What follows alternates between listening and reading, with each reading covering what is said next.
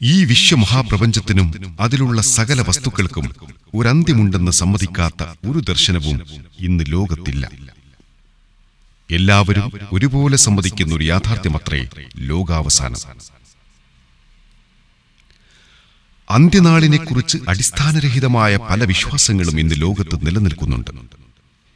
ചിലർ പൊള്ളയായ പ്രവചനങ്ങൾ നടത്തുകയും ആ പ്രവചനങ്ങൾ വെറും പാഴ്വാക്കാകുകയും ചെയ്തു. എന്നായിരിക്കും ഈ ലോകത്തിന്റെ അന്ത്യമെന്ന് പ്രപഞ്ച സൃഷ്ടാവിന് മാത്രം അറിയുന്ന കാര്യമാണ്. എന്നാൽ അതിന്റെ ചില അടയാളങ്ങൾ വിശുദ്ധ ഖുർആനിലും പ്രവാചക തിരുമൊഴികളിലും വന്നിട്ടുണ്ട്.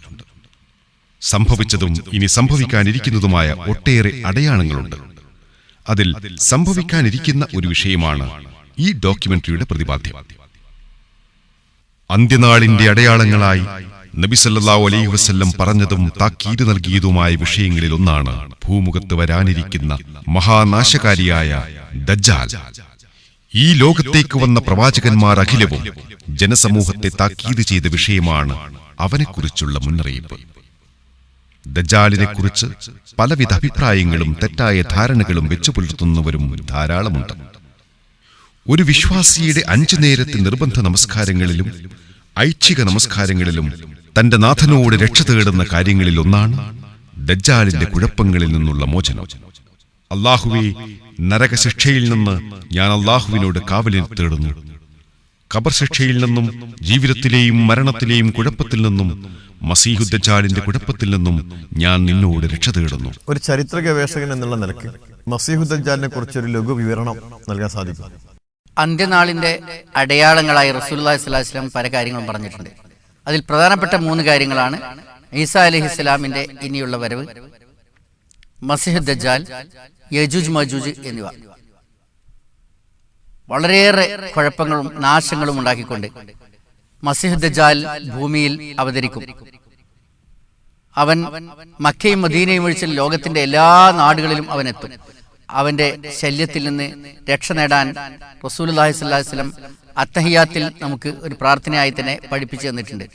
അവന്റെ ശല്യത്തെക്കുറിച്ച് മുന്നറിയിപ്പ് നൽകാത്ത ഒരൊറ്റ പ്രവാചകന്മാരും ഈ ലോകത്ത് കഴിഞ്ഞു പോയിട്ടില്ല എന്ന് റസൂലുള്ളാഹി സ്വല്ലല്ലാഹു അലൈഹി വസല്ലം മദീനയിൽ വെച്ച് ഒരു പ്രസംഗത്തിൽ പറഞ്ഞു.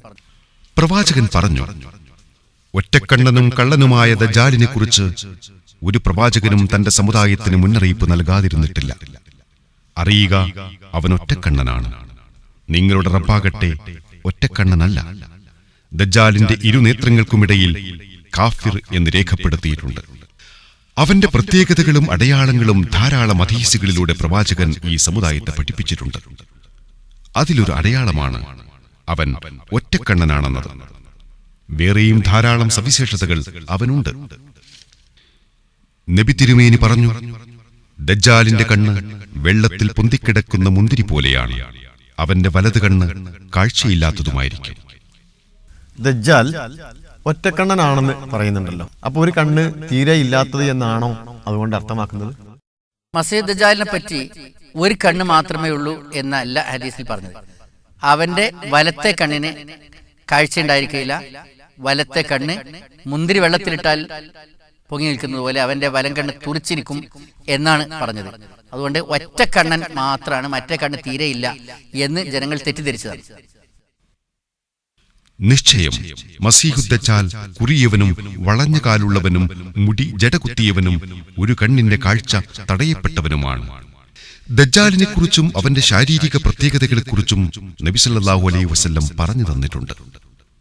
നിശ്ചയം ഞാൻ നിങ്ങൾക്ക് അവനെ നന്നായി വർണ്ണിച്ചു തരുന്നതാണ്. എനിക്ക് മുൻപ് ഒരു നബിയും അവനെ ഇപ്രകാരം വർണ്ണിച്ചിട്ടില്ല. നമ്മെ അതിരറ്റ് സ്നേഹിച്ച പ്രവാചകൻ നമ്മെ അറിയിച്ച കാര്യങ്ങളെ വിസ്മരിക്കുന്നതും അവഗണിക്കുന്നതും അവിശ്വസിക്കുന്നതും എത്ര ഭയാനകമാണ്. ദജ്ജാലിന്റെ കുഴപ്പങ്ങളെക്കുറിച്ച് വിവരിക്കാനും വിശദീകരിക്കാനും കഴിയാതെ വിസ്മൃതിയിലാണ്ടുപോകുന്നൊരു കാലം വരുമെന്ന് പ്രവാചകൻ നമുക്ക് മുന്നറിയിപ്പ് നൽകിയിട്ടുണ്ട്. ജനങ്ങൾ ദജ്ജാലിനെക്കുറിച്ച് അശ്രദ്ധരാകുന്നതുവരെയും മിമ്പറിൽ വെച്ച് ഇമാമുകൾ അവനെ പരാമർശിച്ചുകൊണ്ടിരിക്കുന്ന കാലം വരെയും അവൻ വരികയില്ല. അവന്റെ വരവിനെ സത്യപ്പെടുത്തിക്കൊണ്ട് പ്രവാചകൻ പറഞ്ഞു, ഞാൻ അമ്പിയാക്കളിൽ അവസാനത്തെ നബിയാണ്, നിങ്ങൾ അവസാനത്തെ സമുദായവും. നിശ്ചയം ഞാൻ പറയുന്നു, അവൻ ദജ്ജാൽ നിങ്ങളിലാണ് വരിക, ഒരു സംശയവും വേണ്ട. അവന്റെ വരവ് യഥാർത്ഥമായും സംഭവിക്കുന്നതാണ്. ചുരുണ്ട മുടിയുള്ള ഒരു യുവാവിന്റെ രൂപത്തിലായിരിക്കും അവന്റെ വരവ്. അബ്ദുല്ലാഹിബ്നു ഉമറിൽ നിന്ന് നിവേദനം, നബി സല്ലല്ലാഹു അലൈഹി വസല്ലം സ്വപ്നത്തിൽ ദജ്ജാലിനെ കണ്ടു. അവൻ തടിച്ചൊരാളാണ്, ചുവപ്പ് നിറമാണ്, തല ജടപിടിച്ചവനും കോങ്കണ്ണനുമാണ്. തള്ളി നിൽക്കുന്ന മുന്തിരി പോലെയുള്ള ഒരു കണ്ണവനുണ്ട്. കുസായിൽപ്പെട്ട ഇബ്നു ഖതാഅനോട് സാമ്യതയുള്ളവനുമാണ്. ഈസാ നബിയെ സംബന്ധിച്ച് പറയുന്ന സ്ഥലങ്ങളിലെല്ലാം മസീഹ് ഈസബിന് മറിയം എന്നാണ് ഖുർആൻ പരാമർശിച്ചിട്ടുള്ളത്. ഹദീസുകളിൽ ദജ്ജാലിനെ കുറിച്ച് പറയുമ്പോൾ മസീഹു ദജ്ജാൽ എന്നാണ് പ്രയോഗം. അപ്പൊ ഈ രണ്ട് മസീഹും തമ്മിൽ എന്തെങ്കിലും ബന്ധങ്ങളുള്ളതായിട്ട് താങ്കൾക്കൊന്ന് വിശദീകരിക്കാൻ കഴിയും? വ്യാജ മസീഹ്, മസീഹ് ദജ്ജാൽ എന്ന് പറഞ്ഞാൽ വ്യാജ മസീഹ് എന്നർത്ഥം. അപ്പോൾ താൻ മസീഹാണ് എന്ന് വ്യാജമായി വാദിക്കുന്നവനാണ് ഈ മസീഹ് ദജ്ജാൽ എന്ന അഭിപ്രായത്തിനാണ് കൂടുതൽ പ്രസക്തി തോന്നുന്നത്, കൂടുതൽ യോജിപ്പും തോന്നുന്നത്. താൻ ദൈവമാണ് എന്നും അവൻ വാദിക്കും. അത് ഹദീസിൽ തന്നെ വന്നിട്ടുണ്ട്. മാത്രമല്ല ഈസാ അലൈഹിസ്സലാം ദൈവമാണെന്ന് വിശ്വസിക്കുന്ന കോടിക്കണക്കായ ആൾക്കാർ ഉണ്ട്. അവർക്കിടയിൽ കൂടുതൽ സ്വാധീനം കിട്ടാൻ വേണ്ടി താൻ ദൈവമാണ്, താനാണ് ആ കർത്താവായ യേശു എന്ന് വാദിച്ചുകൊണ്ട് അവൻ പുറപ്പെടുമ്പോൾ വ്യാജ മസീഹ്, മസീഹാണെന്ന് വ്യാജമായി വാദിക്കുന്നവൻ എന്ന അർത്ഥത്തിൽ അവൻ മസീഹ് ദജ്ജാൽ എന്ന് പറയാവുന്നതാണ്. മസീഹ് എന്നതിന് മറ്റു അഭിപ്രായങ്ങളും പറയപ്പെട്ടിട്ടുണ്ട്. ഒന്ന്, ഒരു കണ്ണ് അവൻ്റേത് മായ്ക്കപ്പെട്ടവൻ എന്ന അർത്ഥത്തിൽ, സഞ്ചാരി എന്ന അർത്ഥത്തിൽ, പിന്നെ തൊട്ട് തടവുന്നവൻ എന്ന അർത്ഥത്തിൽ എന്നൊക്കെ പറഞ്ഞിട്ടുണ്ട്. എന്നാലും ആദ്യം പറഞ്ഞ ഈ അഭിപ്രായമായിരിക്കാനാണ് കൂടുതൽ യോജിപ്പുള്ള വ്യാഖ്യാനമായി തോന്നുന്നത്. ഈസാ അലൈഹിസ്സലാം അള്ളാഹുവിന്റെ കൽപ്പനപ്രകാരം മുഅ്ജിസത്ത് എന്ന നിലക്ക് മരിച്ചവരെ ജീവിപ്പിച്ചിട്ടുണ്ട്. മസീഹ് ദജ്ജാൽ ഒരു വ്യക്തിയുടെ തലയിലൂടെ ഈർച്ചവാൾ വെച്ച് ഈർന്നു പൊളിക്കുകയും വീണ്ടും ആ വ്യക്തിയെ ആൾക്കാർക്കിടയിൽ ജീവിപ്പിച്ച് കാണിച്ചു കൊടുക്കുകയും ചെയ്യുന്നത് ഹദീസിൽ പറഞ്ഞിട്ടുണ്ട്. ഇതൊക്കെ വെച്ച് അവൻ വ്യാജ മസീഹാണ് എന്ന് വാദിക്കാനുള്ള ചില അനുകൂലനങ്ങളായിട്ട് അവന് ഇത് ജനങ്ങൾക്കിടയിൽ സ്വാധീനമുണ്ടാക്കാനും ഇത് അദ്ദേഹത്തിന് ഉപകരിക്കും. ആ നിലക്ക് താൻ വ്യാജ മസീഹാണ് എന്ന് വാദിക്കുമ്പോൾ ആ വാദത്തിന് ഉപോത്ബലകമായ രൂപത്തിലാണ് ഈ പേര്. പല അത്ഭുതങ്ങളും പ്രകടിപ്പിച്ചുകൊണ്ടാണ് അവൻ പ്രത്യക്ഷപ്പെടുക. അതിൽ ജനങ്ങൾ ആകൃഷ്ടരായി പോകും. അതിലകപ്പെടാതിരിക്കാനും സമൂഹത്തിന്റെ നന്മയ്ക്ക് വേണ്ടിയും അവ പ്രവാചകൻ നമുക്ക് പറഞ്ഞു തന്നു. നിശ്ചയം ഞാൻ പ്രവാചകനാണ് എന്ന് പറഞ്ഞുകൊണ്ടാണ് അവൻ തുടങ്ങുക. പക്ഷേ എനിക്ക് ശേഷം ഇനി പ്രവാചകനില്ല.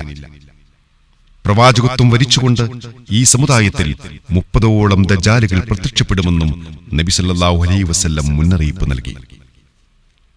റസൂലുള്ളാഹി സ്വല്ലല്ലാഹു അലൈഹി വസല്ലം 30ഓളം ദജ്ജാലുകൾ വരും എന്ന് പ്രവചിച്ചിട്ടുണ്ട്. അത് താൻ പ്രവാചകനാണെന്ന് വാദിക്കുന്ന ആൾക്കാർ, മുസ്ലിമത്തിൽ കദാബ് പോലുള്ള ഒരുപാട് ആൾക്കാർ, അവര് വരും. അതിൽപ്പെട്ട ആ കള്ളവാദികളിൽ, താൻ പ്രവാചകനാണെന്ന് വാദിക്കുന്ന കള്ളവാദികളിൽപ്പെട്ട ഒരാൾ തന്നെയാണ് മിർസ ഗുലാം അഹമ്മദ് ഖാദിയാനി. അതിനുവേണ്ടിയാണ് അദ്ദേഹം ഒരുപാട് ദുർവ്യാഖ്യാനങ്ങൾ നടത്തി താൻ പ്രവാചകനാണ് എന്ന് വരുത്താനുള്ള ശ്രമം നടത്തിയത്. ഇസ്രായേലിലെ ടെൽ അവീവിൽ നിന്ന് കുറച്ചുകൂടി വടക്കോട്ട് സഞ്ചരിച്ചാൽ മെഡിറ്ററേനിയൻ കടൽ തീരത്ത് ചെയ്യുന്ന സ്ഥലമാണ് ഹൈഫ. ഹൈഫയിലെ മൗണ്ട് കാർമൽ എന്നൊരു കുന്നുണ്ട്. അവിടെയാണ് ലോക ബഹായി കേന്ദ്രം. അതുപോലെ തന്നെ അവിടെ ഖാദിയാനികളുടെ ഒരു പള്ളിയുമുണ്ട്. മൗണ്ട് കാർമൽ ആ കുന്നിന്റെ മുകളിൽ നിന്ന് ആണ് നോക്കിയാൽ അവരെ ആ കാർമലിന്റെ താഴത്തുള്ള ആ തുറമുഖത്തേക്ക് നോക്കിയാൽ അവിടെ ഉണ്ട് ഒരു വളരെ തട്ടുകളായി കിടക്കുന്ന ഒരു പൂന്തോട്ടം. അവിടെയാണ് ബഹാഉള്ളയുടെ മകൻ ബാബുള്ള ഇറാനിൽ നിന്ന് ഓടിപ്പോകുന്ന ശേഷം മരണപ്പെട്ടതും അദ്ദേഹത്തിന്റെ ഖബറും അവിടെ തന്നെയാണ്. അസാധാരണമായ രൂപത്തിൽ ഈ രണ്ട് മതങ്ങൾക്കും ആസ്ഥാനവും സ്വാതന്ത്ര്യവും ഇസ്രായേൽ നൽകുന്നുണ്ട്. ഇതിൽ നിന്ന് നമുക്ക് മനസ്സിലാക്കാൻ കഴിയുന്ന ഒരു കാര്യം, മുഹമ്മദ് നബി സ്വല്ലല്ലാഹു അലൈഹി വസല്ലമയ്ക്ക് ശേഷം മറ്റൊരു പ്രവാചകനുണ്ട് എന്ന് വാദിച്ചുകൊണ്ട് മുസ്ലിങ്ങളുടെ വിശ്വാസം തെറ്റിക്കാൻ വേണ്ടി ബ്രിട്ടീഷുകാർ നടത്തിയ കുതന്ത്രത്തിന്റെ ഭാഗമായി അവരുണ്ടാക്കിയ രണ്ട് മതങ്ങൾ തന്നെയാണ് ഈ ബഹായി മതവും ഖാദിയാനി അഹമ്മദിയ പ്രസ്ഥാനവും. അതുകൊണ്ട് തന്നെയാണ് ഇത്രയധികം സ്വാധീനം അവർക്കിടയിൽ കിട്ടുന്നത്. അബൂ ഹുറൈറ റളിയല്ലാഹു അൻഹുവിൽ നിന്ന് നിവേദനം. നബി പറഞ്ഞു, വ്യാജവാദക്കാരായ ദജ്ജാലുകൾ നിയോഗിക്കപ്പെടുന്നതുവരെ ലോകാവസാനം സംഭവിക്കുകയില്ല. അവർ 30ഓളം ഉണ്ടായിരിക്കും. താൻ അല്ലാഹുവിന്റെ റസൂലാണെന്ന് ഓരോരുത്തരും വാദിക്കും. നബിയുടെ കാലത്ത് തന്നെ അത്തരം കള്ളവാദികൾ രംഗത്ത് വന്നിട്ടുണ്ട്. മുസൈലിമുത്തുൽ കദ്ദാബ്, അസ്വദുൽ അനസി പോലുള്ളവരും ഇറാനിലെ തെഹ്റാൻ എന്ന സ്ഥലത്ത് ഹിജ്റ 1233 ജനിക്കുകയും 1309 മരണപ്പെടുകയും ചെയ്ത ബഹാഉല്ല മറ്റൊരു കള്ളപ്രവാചകനായി രംഗപ്രവേശം ചെയ്തത് പഞ്ചാബുകാരനായ മിർസ ഗുലാം അഹമ്മദ് ഖാദിയാനിയാണ്. അദ്ദേഹത്തിന്റെ അനുയായികൾ ഇന്ന് ഖാദിയാനികൾ അല്ലെങ്കിൽ അഹമ്മദിയാക്കൾ എന്നും അറിയപ്പെടുന്നു. എന്നാൽ നബി തിരുമേനി വളരെയേറെ മുന്നറിയിപ്പ് നൽകിയ മസീഹു ദജ്ജാൽ വേറെയാണ്. ദജ്ജാൽ ഞാൻ നിങ്ങളുടെ രക്ഷിതാവാണെന്ന് പറഞ്ഞുകൊണ്ടേയിരിക്കും. നിങ്ങൾ മരിക്കുന്നതുവരെ നിങ്ങൾ നിങ്ങളുടെ രക്ഷിതാവിനെ കാണുകയില്ല. ദജ്ജാലിനെ കുറിച്ച് കേൾക്കുന്നവൻ അവനിൽ നിന്ന് അകന്നു നിൽക്കട്ടെ. താൻ വിശ്വാസിയാണെന്ന് കരുതി ഒരുത്തൻ ദജ്ജാലിന്റെ അരികിൽ ചെന്നാൽ ദജ്ജാൽ അവന്റെ മനസ്സിലുണ്ടാക്കുന്ന സംശയങ്ങൾ കാരണം അവൻ ദജ്ജാലിനെ പിൻപറ്റിപ്പോകും. പ്രവാചകൻ മുന്നറിയിപ്പ് നൽകുന്നു, ഈ ഉപ്പു പ്രദേശത്ത് ദജ്ജാൽ ഇറങ്ങും. അവനിലേക്ക് പോകുന്നവരിൽ അധികവും സ്ത്രീകളായിരിക്കും.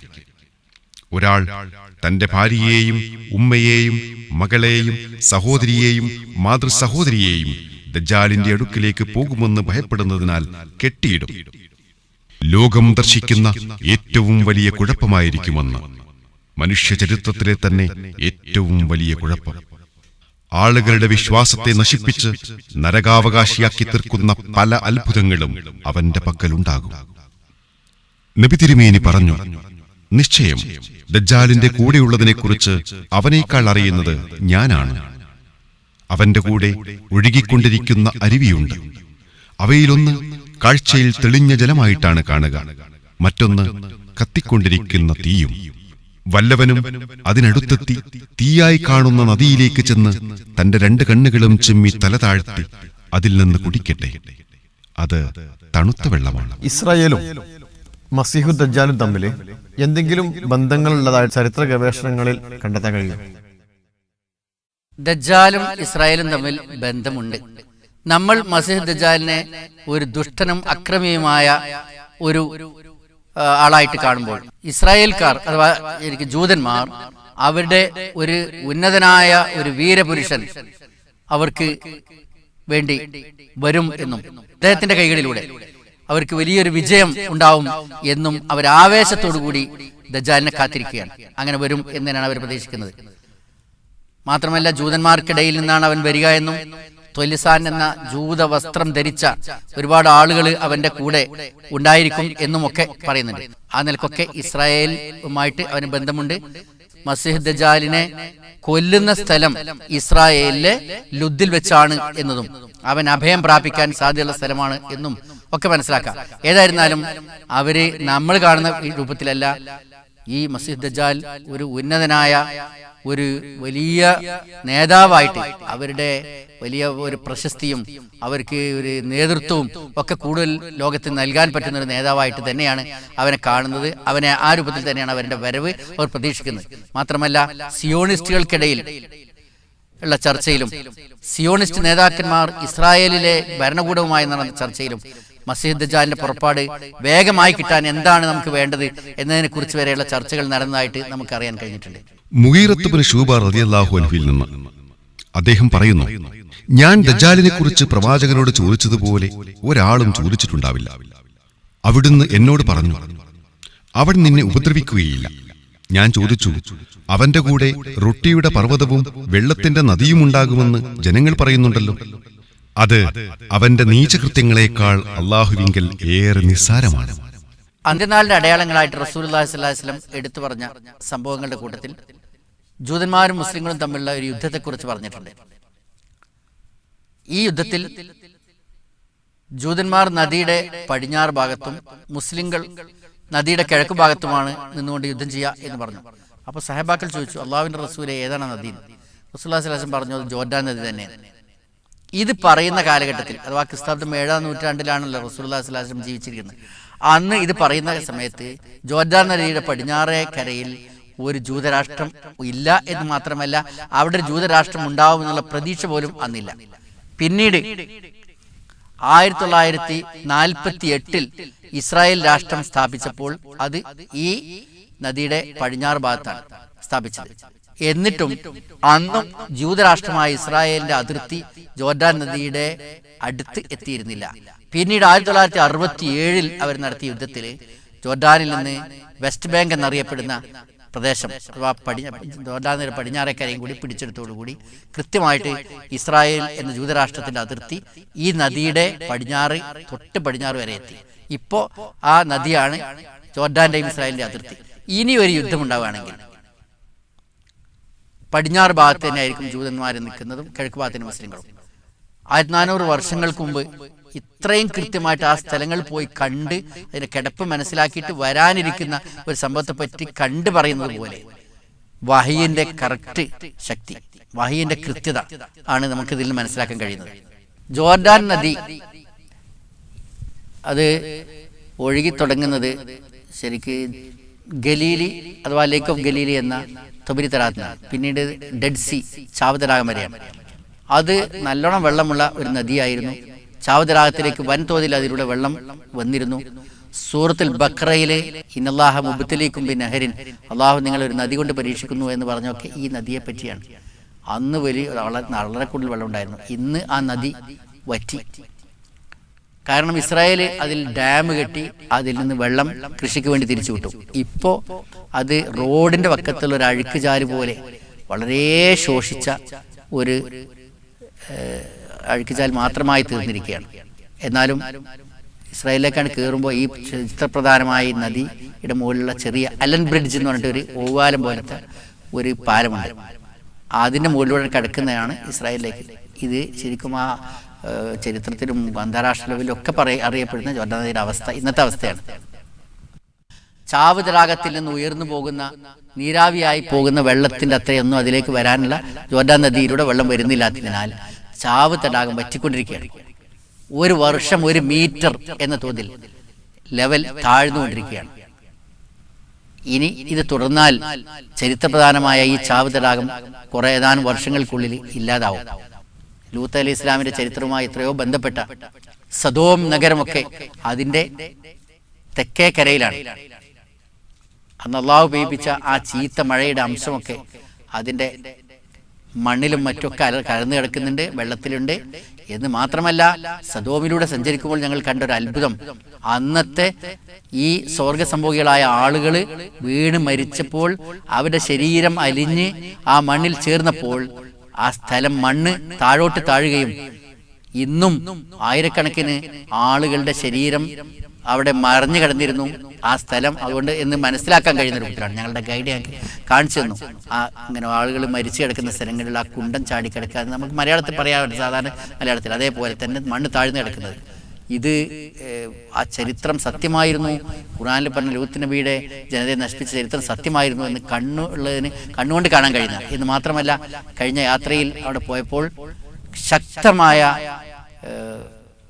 സൾഫറിന്റെ അഥവാ ഗന്ധകത്തിന്റെ മണം ആ പ്രദേശത്ത് ഇപ്പോഴും നശിച്ചു പോയിട്ടില്ല. ഏകദേശം 4000-ൽ പരം വർഷങ്ങൾക്ക് മുമ്പ് നടന്ന ആ സംഭവത്തിന്റെ അംശം ആയി നാം ആ ദൃഷ്ടാന്തം അവശേഷിപ്പിച്ചിട്ടുണ്ടെന്ന് ഖുർആൻ 2 സ്ഥലങ്ങളിൽ എടുത്തു പറയുന്നുണ്ട്. ഇന്നും ആ സൾഫറിന്റെ ആ ഗന്ധകത്തിന്റെ മണം, രൂക്ഷമായ മണം ആ ചരിത്രത്തിന്റെ ഭാഗമാണ്.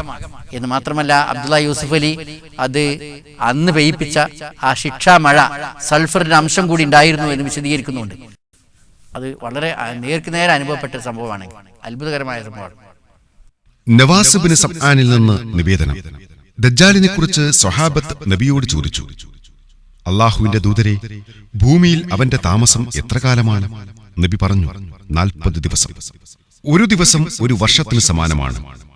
ഒരു ദിവസം ഒരു മാസത്തെ പോലെയും ഒരു ദിവസം ഒരാഴ്ചയെ പോലെയും മറ്റു ദിവസങ്ങൾ മറ്റ് സാധാരണ ദിവസങ്ങൾ പോലെയുമാണ്. സ്വഹാബത്ത് വീണ്ടും ചോദിച്ചു, 1 വർഷത്തെപ്പോലെ ദൈർഘ്യമുള്ള ആ ദിവസത്തിൽ ഞങ്ങൾക്ക് ഒരു ദിവസത്തെ നമസ്കാരം മതിയാകുമോ? തിരുമേനി പറഞ്ഞു, മതിയാകില്ല. ഓരോ നമസ്കാരത്തിന്റെയും ഇടയിലുള്ള കണക്കുകൂട്ടി അതടിസ്ഥാനത്തിൽ നമസ്കരിക്കുക. ഞങ്ങൾ സ്വഹാബികൾ വീണ്ടും ചോദിച്ചു, ഭൂമിയിൽ അവന്റെ വേഗത എത്രയാണ്? നബി പറഞ്ഞു, ഒരു മഴയെ കാറ്റ് കൊണ്ടുവരുന്ന അത്രയും വേഗതയാണ്. അവൻ ഒരു ജനവിഭാഗത്തിന്റെ അടുത്ത് ചെന്ന് അവരെ ക്ഷണിക്കുമ്പോൾ അവർ അവനിൽ വിശ്വസിക്കുകയും അവൻ ഉത്തരം നൽകുകയും ചെയ്യും. എന്നിട്ടവൻ ആകാശത്തോട് മഴ വർഷിക്കാൻ കൽപ്പിക്കും. അതോടെ ആകാശം മഴ വർഷിപ്പിക്കും. ഭൂമിയോട് സസ്യങ്ങളെ മുളപ്പിക്കാൻ ആവശ്യപ്പെടും. അതോടെ ഭൂമി സസ്യങ്ങളെ മുളപ്പിക്കും. അങ്ങനെ അവരുടെ നാൽക്കാലികൾ ഉയർന്ന പൂഞ്ഞകളുമായി, നിറഞ്ഞ വയറുകളും നിറഞ്ഞൊഴുകുന്ന അകിടുകളുമായി തിരിച്ചെത്തും. അവനൊരു വരണ്ട പ്രദേശത്തു കൂടി നടന്നിട്ട് അതിനോട് പറയും, നിന്റെ നിധികളെ പുറത്തു കൊണ്ടുവരിക. അപ്പോൾ തേനീച്ചക്കൂട്ടത്തെപ്പോലെ അതിലെ നിധികൾ അവനെ പിന്തുടരും. പിന്നീട് യൗവനം നിറഞ്ഞ ഒരു യുവാവിനെ ദജ്ജാൽ വിളിച്ചു വരുത്തും. എന്നിട്ട് ആ യുവാവിനെ വാളുകൊണ്ട് വെട്ടുകയും 2 മുറിച്ച് പിളർത്തി ദൂരേക്കെറിയുകയും ചെയ്യും. എന്നിട്ട് ദജ്ജാൽ അവനെ വിളിക്കുമ്പോൾ പ്രസന്നമുഖവുമായി ചിരിച്ചുകൊണ്ടവൻ മുന്നോട്ട് വരും. അവനൊരു ഗ്രാമീണ അറബിയോട് പറയും, നിനക്ക് വേണ്ടി നിന്റെ മാതാപിതാക്കളെ ജീവിപ്പിച്ചാൽ നീ ഞാൻ റബ്ബാണെന്ന് വിശ്വസിക്കുമോ? ഗ്രാമീണൻ പറയും, അതെ. അങ്ങനെ 2 പിശാചുക്കൾ അയാളുടെ മാതാപിതാക്കളുടെ രൂപത്തിൽ പ്രത്യക്ഷപ്പെടുകയും, മകനെ, നീ അവനെ പിൻപറ്റുക, നിശ്ചയം ഇവൻ റബ്ബാണ് എന്ന് പറയുകയും ചെയ്യും. അവൻ വരുന്ന സ്ഥലം ഏതാണെന്ന് പ്രവാചകൻ പറഞ്ഞു. നിശ്ചയം അവൻ കിഴക്ക് ഭാഗത്തുള്ള ഒരു സ്ഥലത്ത് നിന്നാണ് വരിക. അതിന് ഖുറാസാൻ എന്ന് പറയും.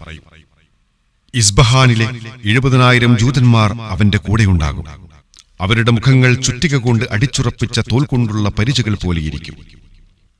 ഒരു ഹദീസിലെ റസൂലുള്ളാഹി സ്വല്ലല്ലാഹു അലൈഹി വസല്ലം പഠിപ്പിക്കുന്നത് അവൻ കിഴക്ക് ഭാഗത്തു നിന്ന് വരുമെന്നാണ്. കിഴക്ക് ഭാഗം എന്ന് പറയുന്നത് ഏതായിരിക്കാനാണ് സാധ്യത? മസീഹ് ദജ്ജാൽ പുറപ്പെടുന്നത് കിഴക്ക് ഭാഗത്തു നിന്നാണ് എന്ന് പറഞ്ഞാൽ അറേബ്യയുടെ കിഴക്ക് ഭാഗത്താണ് ഇറാൻ. ഇറാനിലെ ഖുറാസാനിൽ നിന്നാണ് എന്നാണ് ഹദീസിൽ നിന്ന് മനസ്സിലാവുന്നത്. മാത്രമല്ല, അവൻ പുറപ്പെട്ട ശേഷം ഇറാനിലെ ഇസ്ഫഹാൻ എന്ന സ്ഥലത്ത് നിന്ന് 70,000-ഓളം ജൂതന്മാര് അവന്റെ കൂടെ പിന്തുടരും എന്നും ഹദീസിൽ പറഞ്ഞിട്ടുണ്ട്. മക്കയും മദീനയും ഒഴികെയുള്ള എല്ലാ രാജ്യങ്ങളിലും അവൻ പ്രവേശിക്കും. എന്നാൽ മക്കയിലേക്കും മദീനയിലേക്കും അവന് പ്രവേശനം നിഷേധിക്കപ്പെടും. അബൂബക്കർ റളിയല്ലാഹു അൻഹുവിൽ നിന്ന് നിവേദനം. നബി തിരുമേനി പറഞ്ഞു, മസീഹു ദജ്ജാലിനെ കുറിച്ചുള്ള ഭയം മദീനയിൽ ഉണ്ടാവുകയില്ല. അന്ന് മദീനയ്ക്ക് 7 കവാടങ്ങൾ ഉണ്ടായിരിക്കും. ഓരോ കവാടത്തിലും 2 മലക്കുകൾ ഉണ്ടായിരിക്കും. അനസ് ബിൻ മാലിക്കിൽ നിന്ന് നിവേദനം. നബി തിരുമേനി പറഞ്ഞു, ദജ്ജാൽ ചവിട്ടാത്തൊരു പ്രദേശവും ഉണ്ടാകുകയില്ല, മക്കയും മദീനയും ഒഴികെ. അവക്ക് വരിയായി പാറാവ് നിന്നുകൊണ്ട് അവിടങ്ങളിലെ ഓരോ മാർഗങ്ങളിലും മലക്കുകൾ ഉണ്ടാവും. പിന്നെ മദീന അവിടുത്തെ നിവാസികളോടുകൂടി 3 തവണ കുലുങ്ങും. അങ്ങനെ കപടവിശ്വാസികളായ എല്ലാവരും അവനിലേക്ക് പുറപ്പെടും. ഇരുമ്പിലെ മാലിന്യങ്ങൾ നീങ്ങിപ്പോകുന്നത് പോലെ അവർ പുറന്തള്ളപ്പെടും. ഉഹദിന് പിന്നിലുള്ള ജുറൂഫ് എന്ന സ്ഥലത്തെ ഉപ്പു പ്രദേശത്തിന്റെ അരികിൽ വരികയും അവിടെ തമ്പടിക്കുകയും ചെയ്യും. സുദീർഘമായ മറ്റൊരു ഹദീസിലൂടെ പ്രവാചകൻ പറഞ്ഞു, ദജ്ജാൽ പ്രത്യക്ഷപ്പെടും. അപ്പോൾ വിശ്വാസികളിൽപ്പെട്ട ഒരു മനുഷ്യൻ അവന്റെ അടുക്കിലേക്ക് പോകും.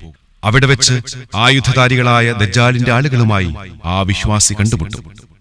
അവർ ചോദിക്കും, എവിടെ പോകാനാണ് ഉദ്ദേശിക്കുന്നത്? അപ്പോൾ അവർ ആ വിശ്വാസിയോട് ചോദിക്കും, നീ ഞങ്ങളുടെ നാഥനായ ദജ്ജാലിൽ വിശ്വസിക്കുന്നുണ്ടോ? അപ്പോൾ വിശ്വാസിയായ ആൾ പറയും, ഞങ്ങളുടെ നാഥനെക്കുറിച്ചുള്ള ഒന്നും മറഞ്ഞിരിക്കുന്നില്ല. അപ്പോൾ അവർ പറയും, അവനെ വധിച്ചു കളയുക. അപ്പോൾ അവരിൽ ചിലർ പറയും, നിങ്ങളുടെ നാഥന്റെ അഥവാ ദജ്ജാലിന്റെ സമ്മതമില്ലാതെ ഒരാളെ കൊല്ലുന്നത് വിരോധിച്ചിട്ടില്ലേ? അങ്ങനെ അവർ അവനെയും കൊണ്ട് ദജ്ജാലിനരികിലേക്ക് പോകും. ആ വിശ്വാസിയായ മനുഷ്യൻ ദജ്ജാലിനെ കാണുമ്പോൾ ഇങ്ങനെ പറയും, ഓ ജനങ്ങളെ, റസൂൽ സല്ലല്ലാഹു അലൈഹി വസല്ലം പറഞ്ഞു തന്ന ദജ്ജാലാണിത്.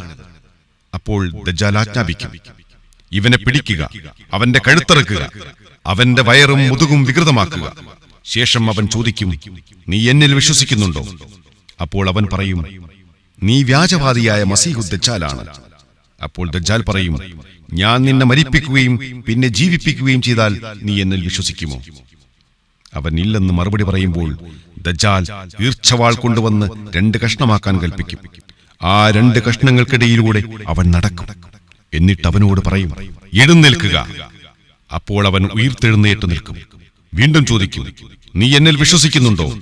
അപ്പോൾ ആ യുവാവ് പറയും, അല്ലാഹുവാണേ സത്യം, നിന്നെക്കുറിച്ചുള്ള എന്റെ വിവരം വർദ്ധിക്കുക മാത്രമാണ് ഉണ്ടായത്. ആ വിശ്വാസി വീണ്ടും പറയും, ഓ ജനങ്ങളെ, എന്നെ ചെയ്തതുപോലെ ഒരാളോടും ചെയ്യാൻ അവനിനി കഴിയില്ല. അപ്പോഴതാ ആ വിശ്വാസിയുടെ കഴുത്തറുക്കാൻ ദജ്ജാൽ അയാളെ പിടിക്കും. ആ യുവാവിന്റെ കഴുത്തറ്റം തൊട്ട് തൊണ്ടക്കുഴി വരെയുള്ള ഭാഗം ചെമ്പ് ആക്കപ്പെടും. അതുകൊണ്ട് അവന് ഒന്നും ചെയ്യാൻ കഴിയില്ല. തുടർന്ന് ആ യുവാവിന്റെ ഇരു കൈകാലുകളും കൂട്ടിപ്പിടിച്ച് ദൂരേക്കെറിയും. എന്നാൽ അയാൾ നരകത്തിലേക്കാണ് എറിയപ്പെട്ടതെന്ന് ആളുകൾ വിചാരിക്കും. പക്ഷേ സ്വർഗത്തിലേക്കാണ് അവൻ എറിയപ്പെട്ടത്. ശേഷം റസൂൽ സല്ലല്ലാഹു അലൈഹി വസല്ലം പറഞ്ഞു, സർവ്വലോക രക്ഷിതാവിന്റെ അടുക്കൽ ഏറ്റവും ഉത്തമനായ രക്തസാക്ഷിയാണവൻ. മസീഹു ദജ്ജാൽ ഇപ്പോൾ ജീവിച്ചിരിപ്പുണ്ടോ? മസീഹ് ദജ്ജാൽ ജീവിച്ചിരിപ്പുണ്ടെന്നാണ് മനസ്സിലാക്കാൻ കഴിയുന്നത്. പല കാരണങ്ങളാൽ. ഒന്ന്, എല്ലാ പ്രവാചകന്മാരും മസീഹ് ദജ്ജാലിനെ കുറിച്ച് മുന്നറിയിപ്പ് നൽകിയിട്ടുണ്ട് എന്നതാണ് ഒരു കാരണം. രണ്ടാമത്തെ തെളിവ്, മസീഹ് ദജ്ജാൽ ജീവിച്ചിരിപ്പുണ്ട് എന്നുള്ളതിന് തെളിവ്, മസീഹ് ദജ്ജാലിനെ താൻ കണ്ടു. മെഡിറ്ററേനിയൻ കടലിലോ അതോ യമൻ കടലിലോ ഒരു ദ്വീപിൽ താൻ കണ്ടു എന്ന് പറഞ്ഞുകൊണ്ട് തമീമുദ്ദാരി റളിയല്ലാഹു അൻഹു റസൂലുള്ളാഹി സ്വല്ലല്ലാഹു അലൈഹി വസല്ലം പറഞ്ഞു. മുസ്ലിം അല്ലാത്ത കാലഘട്ടത്തിൽ തന്നെ തമീമുദ്ദാരി റളിയല്ലാഹു അൻഹു ആ കണ്ട വിവരം പിന്നീട് മുസ്ലിം ആയ ശേഷം റസൂലുള്ളാഹി സ്വല്ലല്ലാഹു അലൈഹി വസല്ലം പറയുകയും റസൂലുള്ളാഹി സ്വല്ലല്ലാഹു അലൈഹി വസല്ലം അത് അംഗീകരിച്ചുകൊണ്ട് സഹാബാക്കളോട് പറയുകയും ചെയ്തു. മറ്റൊരു തെളിവ്, റസൂലുള്ളാഹി സ്വല്ലല്ലാഹു അലൈഹി വസല്ലം പറഞ്ഞത് തന്നെ, ഞാൻ ജീവിച്ചിരിക്കുമ്പോഴാണ് അവൻ വരുന്നതെങ്കിൽ നിങ്ങൾക്ക് വേണ്ടി ഞാൻ അവനെ തടുത്തോളാം എന്ന് പറഞ്ഞു. ഇതിന്റെയും പുറമെ റസൂലുള്ളാഹി സ്വല്ലല്ലാഹു അലൈഹി വസല്ലമയുടെ കാലഘട്ടത്തിൽ ഒരു വ്യക്തിയെ കണ്ടു, ഇബ്നു സയ്യാദ്. അവൻ മസീഹ് ദജ്ജാൽ ആണോ അല്ലേ എന്ന് പരിശോധിക്കണം എന്ന ഉദ്ദേശത്തിൽ റസൂലുള്ളാഹി സ്വല്ലല്ലാഹു അലൈഹി വസല്ലം ഉമർ ബിൻ ഖത്താബ് റളിയല്ലാഹുവിന്റെ കൂടെ അവന്റെ അടുക്കൽ പോയി. അത് ഇതിൽ നിന്ന് എല്ലാറ്റിൽ നിന്നും നമുക്ക് മനസ്സിലാവുന്നത് മസീഹ് ദജ്ജാൽ ജീവിച്ചിരിപ്പുണ്ട് എന്നത് തന്നെയാണ്. വാഗ്ദത്തം ചെയ്യപ്പെട്ട ദജ്ജാലിനെ ക്രിസ്ത്യാനിയായിരുന്ന സമയത്ത് തമീമുദ്ദാരി കാണുകയും ഇസ്ലാം സ്വീകരിക്കുകയും ചെയ്ത ഒരു സംഭവം ഹദീസ് ഗ്രന്ഥങ്ങളിൽ കാണാനാകും. ഫാത്തിമ ബിൻത് ഖൈസ് പറയുന്നു, നമസ്കാരത്തിനു വേണ്ടി ഒരുമിച്ച് കൂടാൻ ഒരാൾ വിളിച്ചു പറഞ്ഞു. അങ്ങനെ നമസ്കാരത്തിനു ശേഷം നബി സല്ലല്ലാഹു അലൈഹി വസല്ലം ചിരിച്ചുകൊണ്ട് മിമ്പറിൽ കയറിയിരുന്നു. എന്നിട്ട് ഞങ്ങളോടായി ചോദിച്ചു, നിങ്ങളെ എന്തിനു വേണ്ടിയാണ് ഒരുമിച്ച് കൂട്ടിയതെന്ന് നിങ്ങൾക്കറിയുമോ? അവർ പറഞ്ഞു, അല്ലാഹുവും അവന്റെ ദൂതരുമാണ് ഏറ്റവും നന്നായി അറിയുന്നവർ. അപ്പോൾ പ്രവാചകൻ പറഞ്ഞു, ഞാൻ നിങ്ങളെ ഒരുമിച്ച് കൂട്ടിയത് എന്തെങ്കിലും നേടാൻ ആഗ്രഹിച്ചുകൊണ്ടോ വല്ലതിനെയും കുറിച്ച് പേടിപ്പെടുത്താനുമല്ല, മറിച്ച് ഒരു കാര്യം അറിയിക്കാനാണ്. അതായത്, ക്രിസ്ത്യാനിയായിരുന്ന തമീമുദ്ദാരി ഇവിടെ വന്ന് മുസ്ലിമായിരിക്കുന്നു. മസീഹു ദജ്ജാലിനെ കുറിച്ച് ഞാൻ നിങ്ങളോട് പറഞ്ഞിരുന്നതിനോട് യോജിക്കുന്ന ഒരു സംഭവം അദ്ദേഹം എന്നോട് പറഞ്ഞു. അദ്ദേഹം ലക്മ് ജുസാം ഗോത്രങ്ങളിലെ 30 ആളുകൾക്കൊപ്പം കപ്പലിൽ യാത്ര ചെയ്യുകയായിരുന്നു. കടൽ പ്രക്ഷുബ്ധമായി തിരമാലയിലകപ്പെട്ട് അവരെയും കൊണ്ട് ആടിക്കളിച്ചു. പിന്നീട് തിരമാലകൾ പടിഞ്ഞാറ് ഭാഗത്ത് ഒരു ദ്വീപിനോടടുത്തെത്തി. അവർ ചെറുതോണികളിലായി ആ ദ്വീപിലെത്തി. അവിടെ ധാരാളം രോമങ്ങളുള്ള പരിപരുത്ത ഒരു ജീവിയെ കണ്ടു. രോമാവൃതമായതിനാൽ അതിന്റെ മുൻഭാഗവും പിൻഭാഗവും തിരിച്ചറിയാൻ കഴിയുന്നില്ല. അവർ ചോദിച്ചു, നിനക്ക് നാശം, നീ എന്താണ്? അത് പറഞ്ഞു, ഞാൻ ജസ്സാസിയാണ്. നിങ്ങൾ ആ കോട്ടയിലുള്ള മനുഷ്യന്റെ അടുക്കൽ പോകുക, അദ്ദേഹത്തിന് നിങ്ങളെക്കുറിച്ച് അറിയാൻ ആഗ്രഹമുണ്ട്. തുടർന്ന് തമീമുദ്ദാരി പറഞ്ഞു, അത് പിശാചായേക്കുമെന്ന് ഞങ്ങൾ ഭയപ്പെട്ടു. അങ്ങനെ ഞങ്ങൾ ഭയപ്പാടോടെ ധൃതിപ്പെട്ട് ആ കോട്ടയിലുള്ള മഠത്തിലെത്തി. അപ്പോഴതാ 2 കൈകൾ പിരടിയിലേക്കും 2 മുട്ടുകൾ ഞെരിയാണിയിലേക്കും ഇരുമ്പ് ചങ്ങലകൾ കൊണ്ട് ബന്ധിതനായ നിലയിൽ ഒരു വലിയ മനുഷ്യൻ. അവൻ പറഞ്ഞു, ബൈസാനിലുള്ള ഈന്തപ്പനകളെക്കുറിച്ച് എനിക്ക് പറഞ്ഞു തരൂ. ഞങ്ങൾ ചോദിച്ചു, അതിന്റെ ഏത് കാര്യമാണ് നിനക്കറിയേണ്ടത്? അയാൾ പറഞ്ഞു, അതിലെ ഈത്തപ്പന ഇപ്പോഴും കായ്ക്കാറുണ്ടോ? ഞങ്ങൾ പറഞ്ഞു, അതെ. അപ്പോൾ അവൻ പറഞ്ഞു, അതിന്റെ ഫലം കായ്ക്കുന്നത് നിർത്താറായിട്ടുണ്ട്. അവൻ വീണ്ടും പറഞ്ഞു, തൊബിരിയ തടാകത്തിന്റെ അവസ്ഥയെക്കുറിച്ച് എനിക്ക് പറഞ്ഞു തരിക. ഞങ്ങൾ ചോദിച്ചു, അതിനെക്കുറിച്ച് നിനക്ക് എന്താണ് അറിയേണ്ടത്? അവൻ ചോദിച്ചു, ആ അരുവിയിൽ വെള്ളമുണ്ടോ? അവിടുത്തുകാർ ആ വെള്ളം ഉപയോഗിച്ച് കൃഷി ചെയ്യാറുണ്ടോ? ഞങ്ങൾ പറഞ്ഞു, അതിൽ ധാരാളം വെള്ളമുണ്ട്. അവിടുത്തുകാർ അതുപയോഗിച്ചാണ് കൃഷി ചെയ്യുന്നത്. അവൻ ചോദിച്ചു, നിരക്ഷരരുടെ പ്രവാചകൻ എന്തൊക്കെ ചെയ്തു? അവർ പറഞ്ഞു, അദ്ദേഹം മക്കയിൽ നിന്നും യസ്രിബിൽ പോയി താമസിക്കുന്നു. അവൻ ചോദിച്ചു, അറബികൾ അവനുമായി യുദ്ധം ചെയ്തുവോ? ഞങ്ങൾ പറഞ്ഞു, അതെ. അവൻ ചോദിച്ചു, അവരെ അദ്ദേഹം എന്താണ് ചെയ്തത്? അദ്ദേഹം ആ നാട്ടിലെ അറബികളുടെ മേൽ വിജയം വരിച്ചിരിക്കുന്നു. അവർ ആ പ്രവാചകനെ അനുസരിക്കുകയും ചെയ്തിരിക്കുന്നുവെന്ന് ഞങ്ങൾ മറുപടി പറഞ്ഞു. അപ്പോൾ അവൻ ചോദിച്ചു, അതുണ്ടായോ? ഞങ്ങൾ പറഞ്ഞു, അതെ. അയാൾ പറഞ്ഞു, എങ്കിൽ അദ്ദേഹത്തെ അനുസരിക്കലാണ് അവർക്കുത്തമം. ഇനി ഞാൻ നിങ്ങൾക്ക് എന്നെക്കുറിച്ച് വിവരിച്ചു തരാം. ഞാനാണ് മസീഹു ദജ്ജാൽ. ഇനി ഏറെ താമസിയാതെ ഞാൻ പുറത്തു വരും. ഭൂമിയിൽ ഞാൻ ചുറ്റി സഞ്ചരിക്കും. ഒരു ഗ്രാമവും ഒഴിവാക്കാതെ 40 രാത്രി ചിലവഴിക്കും. മക്കയും മദീനത്ത് ത്വയ്ബയും ഒഴികെ അവ രണ്ടും എനിക്ക് നിഷിദ്ധമാണ്. ആ രണ്ടിടങ്ങളിൽ ഞാൻ പ്രവേശിക്കാൻ ഉദ്ദേശിച്ചാൽ അതിന്റെ പാറാവുകാരനായ മലക്ക് വാളുമായി എന്നെ നേരിടും. അതിന്റെ എല്ലാ കവാടങ്ങളിലും പാറാവുകാരായ മലക്കുകളുണ്ടാവും. ഇത്രയും പറഞ്ഞതിനു ശേഷം നബി സല്ലല്ലാഹു അലൈഹി വസല്ലം അവിടുത്തെ കയ്യിലുള്ള വടി മിമ്പറിൽ കുത്തിക്കൊണ്ട് 3 പ്രാവശ്യം പറഞ്ഞു, ഇതാണ് ത്വയ്ബ, ഇതാണ് ത്വയ്ബ, ഇതാണ് ത്വയ്ബ. അത് നിങ്ങൾക്ക് ഞാൻ പറഞ്ഞു തന്നിരുന്നല്ലോ. അപ്പോൾ ജനങ്ങൾ പറഞ്ഞു, അതെ. നബി പറഞ്ഞു, മക്കയെക്കുറിച്ചും മദീനയെക്കുറിച്ചും ഞാൻ നിങ്ങൾക്ക് പറഞ്ഞു തന്നതുമായി തമീമുദ്ദാരിയുടെ വർത്തമാനം യോജിച്ചു വന്നത് എന്നെ അത്ഭുതപ്പെടുത്തുന്നു. മസീഹുദ്ദജ്ജാലിനെ തമീമുദ്ദാരി കണ്ടു എന്ന് പറയുന്ന ഹദീസിൽ പ്രവാചകൻ സല്ലല്ലാഹു അലൈഹി വസല്ലമ അത് അംഗീകരിക്കുകയും ചെയ്തിട്ടുണ്ട്. പ്രവാചകൻ പറഞ്ഞ അതേ കാര്യങ്ങളുമായിട്ട് തമീമുദ്ദാരിയുടെ വാക്കുകൾ യോജിച്ചു വന്നു. അപ്പൊ തമീമുദ്ദാരി കണ്ട ഈ മസീഹുദ്ദജ്ജാലിനെ കണ്ടെത്താൻ വല്ല ഗവേഷണങ്ങൾ ലോകത്ത് നടന്നിട്ടുണ്ടോ?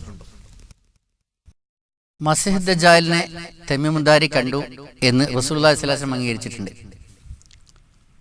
അതിനാൽ തന്നെ മസീഹ് ദജ്ജാൽ ജീവിച്ചിരിപ്പുണ്ട് എന്ന് മനസ്സിലാവുന്നുണ്ട് എന്ന് നേരത്തെ പറഞ്ഞല്ലോ. ഇനി ഈ മസീഹ് ദജ്ജാലിനെ കണ്ടെത്താൻ കഴിയില്ലേ? ആർക്കും കണ്ടെത്താൻ കഴിയില്ലേ? എന്താ അത് മറച്ചു വെക്കപ്പെട്ടതാണോ? മസീഹ് ദജ്ജാലിനെ ഒരു ഗവേഷണ രൂപത്തിൽ മസീഹ് ദജ്ജാൽ എവിടെയാണ് എന്ന് കണ്ടെത്താനുള്ള ഒരു ശ്രമം ഇതുവരെ ലോകത്ത് നടന്നതായിട്ട് അറിഞ്ഞിട്ടില്ല. തമീമുദ്ദാരി പറഞ്ഞ റിപ്പോർട്ട് അനുസരിച്ച് മെഡിറ്ററേനിയൻ കടലിലെ ദ്വീപിലോ യമൻ കടലിലെ ദ്വീപിലോ എന്നാണ്. മറ്റുള്ള റിപ്പോർട്ടുകളും വെച്ച് നോക്കുമ്പോൾ ഈ രണ്ടെണ്ണത്തിൽ തന്നെ ഏറ്റവും കൂടുതൽ ഊന്നൽ നൽകാൻ സാധിക്കുന്നത് മെഡിറ്ററേനിയൻ കടലിലെ ദ്വീപാണ്. മെഡിറ്ററേനിയൻ കടലിലെ ദ്വീപുകളുടെ കൂട്ടത്തിൽ പ്രധാനപ്പെട്ട ഒരു ദ്വീപാണ് സൈപ്രസ്. സൈപ്രസിലെ മുസ്ലിം സംഘടനകളുടെ അഡ്രസ്സ് തേടിപ്പിടിക്കുകയും അവരുടെ ഇമെയിൽ സംഘടിപ്പിക്കുകയും അതിൽ ഞാൻ ഒരു ഇമെയിൽ സന്ദേശം അയക്കുകയും ചെയ്തിട്ടുണ്ട്. ഇത്തരത്തിൽ ഏതെങ്കിലും ഒരു ലക്ഷണമുള്ള റസൂലുള്ളാഹി സ്വല്ലല്ലാഹു അലൈഹി വസല്ലം മസീഹ് ദജ്ജാലിനെ കുറിച്ച് പറഞ്ഞ ലക്ഷണമുള്ള ഒരു വ്യക്തി അവരുടെ സൈപ്രസിലെ ഏതെങ്കിലും ജൂത കേന്ദ്രങ്ങളിലോ മറ്റോ ഉണ്ടോ ഇല്ലേ എന്നുള്ളതിനെ കുറിച്ച് ഒന്ന് അറിയാൻ വേണ്ടി അതിന് മറുപടി കിട്ടിയിട്ടില്ല. എങ്കിലും ആ രൂപത്തിലുള്ള ഒരു ഗവേഷണം നടത്തിയാൽ ആ മുസ്ലിമായ കാലഘട്ടത്തിൽ തമീമുദ്ദാരിക്ക് കാണാമെങ്കിൽ നമുക്കും ഒരു ഗവേഷണത്തിലൂടെ കണ്ടെത്തിക്കൂടായൊന്നുമില്ല. പക്ഷെ നമുക്കൊന്നും ചെയ്യാൻ കഴിയില്ല. കാരണം മസീഹ് ദജ്ജാലിനെ വധിക്കാൻ റസൂലുള്ളാഹി സ്വല്ലല്ലാഹു അലൈഹി വസല്ലം പറഞ്ഞിട്ടുണ്ട്. ഈസാ ഇബ്നു മറിയം വന്നിട്ടാണ് വധിക്കുക. എങ്കിലും കാണാൻ കഴിയില്ല, മനുഷ്യന്റെ കണ്ണുകളിൽ നിന്ന് മറക്കപ്പെട്ടതാണ് എന്നൊന്നും റസൂലുള്ളാഹി സ്വല്ലല്ലാഹു അലൈഹി വസല്ലം പറഞ്ഞിട്ടില്ല. ഏതായാലും ഗവേഷണത്തിന്റെ കുറവ് ഈ രംഗത്തുണ്ട് എന്ന കാര്യത്തിൽ സംശയമൊന്നുമില്ല. ദജ്ജാൽ പ്രത്യക്ഷപ്പെടുന്നതിന് മുമ്പുള്ള 3 വർഷം ക്ഷാമത്തിന്റെ കാലമാണ്. ആ കാലഘട്ടത്തിൽ ജനങ്ങൾ കഠിനമായ പട്ടിണിയിലായിരിക്കും. അതിൽ 1-ാമത്തെ വർഷം ആകാശത്തോട് 1/3 മഴയെ പിടിച്ചു നിർത്താൻ അല്ലാഹു കൽപ്പിക്കും. 1/3 സസ്യങ്ങളെ ഭൂമിയോടും. 2-ാമത്തെ വർഷം ആകാശത്തോട് 2/3 മഴയെ പിടിച്ചു നിർത്താൻ കൽപ്പിക്കും. 2/3 സസ്യങ്ങളെയും പിടിച്ചുവെക്കാൻ ഭൂമിയോടും കൽപ്പിക്കും. പിന്നീട് 3-ാമത്തെ വർഷം ആകാശത്തോട് മുഴുവൻ മഴയെയും പിടിച്ചുവെക്കാൻ കൽപ്പിക്കും. അങ്ങനെ അത് ഒരു തുള്ളിയെപ്പോലും പെയ്യിക്കില്ല. ഭൂമിയോട് അതിന്റെ മുഴുവൻ സസ്യങ്ങളെയും പിടിച്ചുവെക്കാനും ആജ്ഞാപിക്കും. അങ്ങനെ അത് ഒരു ചെടിയും മുളപ്പിക്കുകയില്ല. കുളമ്പുള്ള ഒരു ജീവിയും നശിക്കാതെ ബാക്കിയാവുകയില്ല, അല്ലാഹു ഉദ്ദേശിച്ചവരൊഴികെ. ആരോ ചോദിച്ചു, അക്കാലത്ത് ജനങ്ങൾ എങ്ങനെ ജീവിക്കും? അവിടുന്ന് പറഞ്ഞു, തഹ്ലീൽ, തക്ബീർ, തസ്ബീഹ്, തഹ്മീദ് ഇവയെല്ലാം ഭക്ഷണത്തിന് പകരം മതിയാകും. നബി സല്ലല്ലാഹു അലൈഹി വസല്ലം പറഞ്ഞു, കിഴക്ക് ഭാഗത്തു നിന്ന് അവൻ വരും.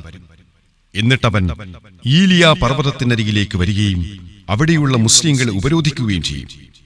ജനങ്ങൾ ദജ്ജാലിൽ നിന്നും ഓടി മലയിലേക്ക് കയറും.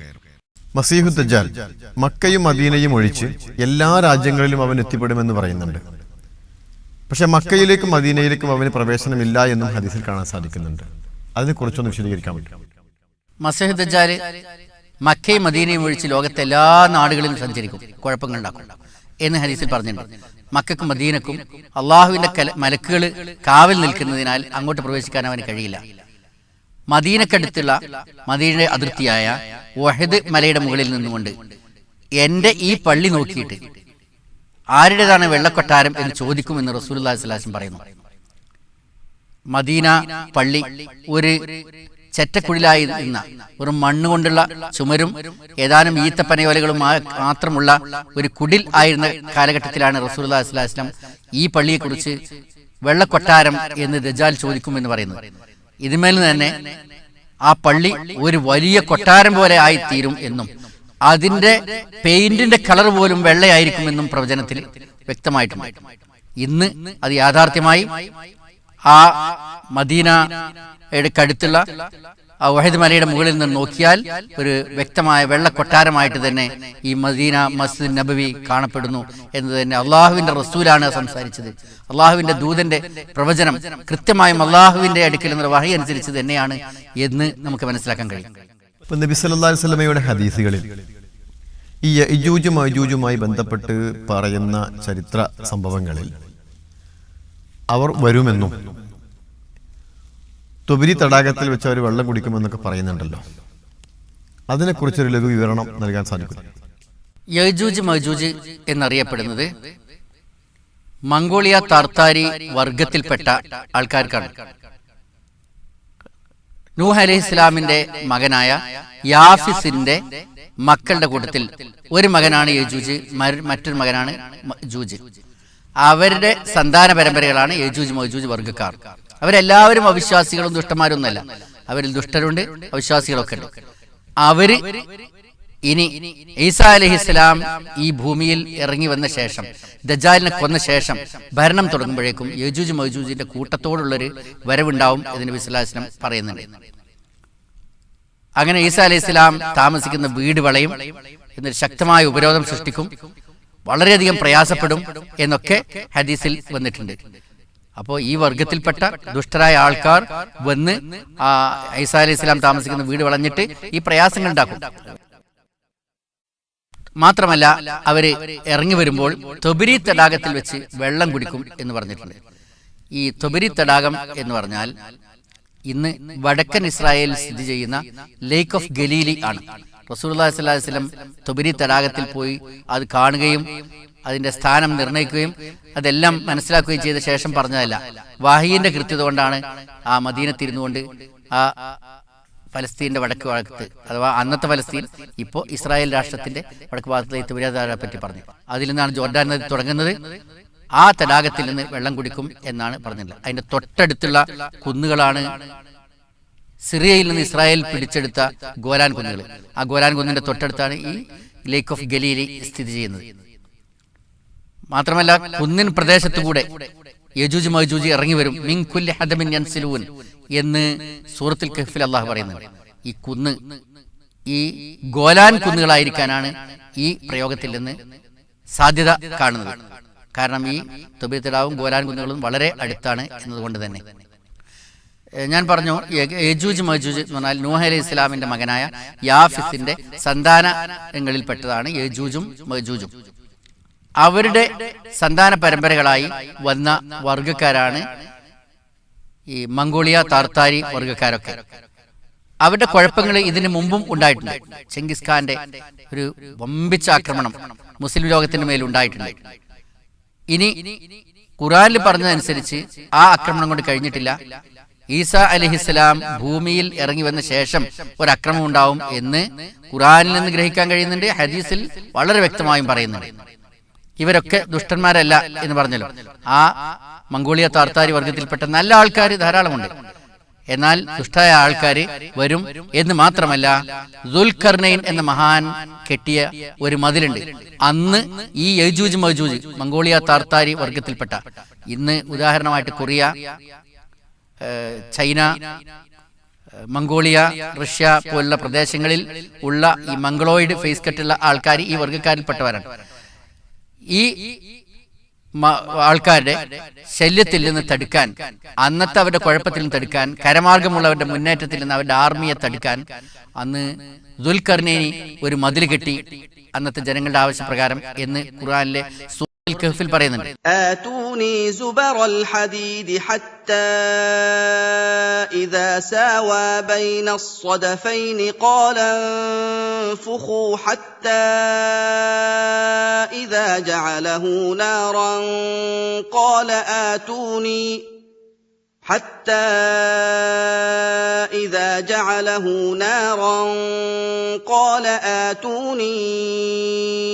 أفرغ عليه قطرا فما استطاعوا أن يظهروه وما استطاعوا له نقبا. നിങ്ങൾ എനിക്ക് ഇരുമ്പുകട്ടികൾ കൊണ്ടുവന്നു തരൂ. അങ്ങനെ ആ രണ്ടു പർവ്വത പാർശ്വങ്ങളുടെ ഇട സമമാക്കി തീർത്തിട്ട് അദ്ദേഹം പറഞ്ഞു, നിങ്ങൾ കാറ്റൂതുക. അങ്ങനെ അത് പഴുപ്പിച്ച് തീ പോലെയാക്കിയപ്പോൾ അദ്ദേഹം പറഞ്ഞു, നിങ്ങളെനിക്ക് ഉരുക്കിയ ചെമ്പ് കൊണ്ടുവന്നു തരൂ, ഞാനത് അതിന്മേൽ ഒഴിക്കട്ടെ. പിന്നെ ആ മതിൽക്കെട്ട് കയറിമറിയുവാൻ യഅ്ജൂജ് മൗജൂജിന് സാധിച്ചില്ല. അതിന് തുളയുണ്ടാക്കുവാനും അവർക്ക് സാധിച്ചില്ല എന്ന് പറഞ്ഞുകൊണ്ട് ഒരു ഈ ലോഹമതിൽ ഉണ്ടാക്കിയതായിട്ട് ഖുർആൻ വ്യക്തമാക്കുന്നുണ്ട്. ആ മതില് ദുൽഖർനൈനിയുമായി ബന്ധപ്പെട്ട, ദുൽഖർനൈനി ഉണ്ടാക്കിയ മതിൽ കാണാൻ വേണ്ടി ഞങ്ങൾ ചരിത്ര ഗവേഷണ യാത്രയിൽ ഞാനും കമാൽ പാഷയും 1998 ഇറാനിൽ പോവുകയും അവിടുന്ന് അർമേനിയയിലെ തലസ്ഥാനമായ യെരവനിൽ പോയി വിമാനമിറങ്ങുകയും യെരവനിൽ നിന്ന് വീണ്ടും മറ്റൊരു വിമാനത്തിന് സോവിയറ്റ് ജോർജിയയുടെ തലസ്ഥാനമായ തിബിലിസിയിലെത്തുകയും ചെയ്തു. എന്നിട്ട് തിബിലിസിയിൽ നിന്ന് 200 കിലോമീറ്ററോളം വടക്കോട്ട് സഞ്ചരിച്ച് കാക്കസസ് പർവ്വതത്തിന്റെ ഇടയിലെ ദാരിയാൽ മലയിടുക്കിലൂടെ ഞങ്ങൾ സഞ്ചരിച്ചു. ആ ദാരിയാൽ മലയിടുക്കിലാണ് ദുൽഖർനൈനിയുടെ മതിൽ എന്ന് വ്യാഖ്യാതാക്കൾ പറഞ്ഞിട്ടുമുണ്ട്. പക്ഷേ എന്തോ ഒരു ചെറിയ വ്യത്യാസത്തിന് ദുൽഖർനൈനിയുടെ മതിൽ ഞങ്ങൾക്ക് കാണാൻ കഴിഞ്ഞില്ല. ഇത് ഞങ്ങളുടെ ഒരു തെറ്റ് മാത്രമാണ്. ഈ കാക്കസസ് പർവ്വതനിരയിലെ ദാരിയാൽ മലയിടുക്കിൽ എവിടെയോ കുറച്ച് സ്ഥലങ്ങളിൽ, ഒന്നുകിൽ ജോർജിയയിലായിരിക്കാം, അല്ലെങ്കിൽ ജോർജിയ കഴിഞ്ഞിട്ട് റഷ്യയുടെ ഭാഗത്തായിരിക്കാം, ഓസെറ്റിയ എന്ന് പറയുന്ന ഒരു ഏരിയ ഉണ്ട്, അവിടെ ആയിരിക്കാം.